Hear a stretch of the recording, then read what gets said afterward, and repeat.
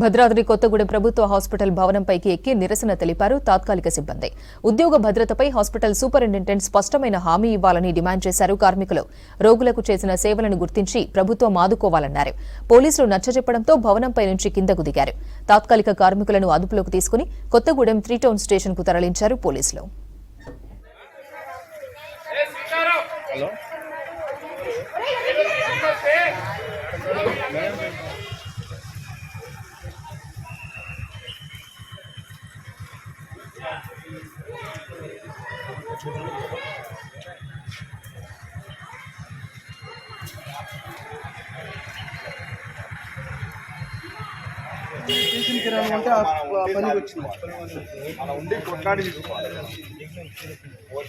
టోపీ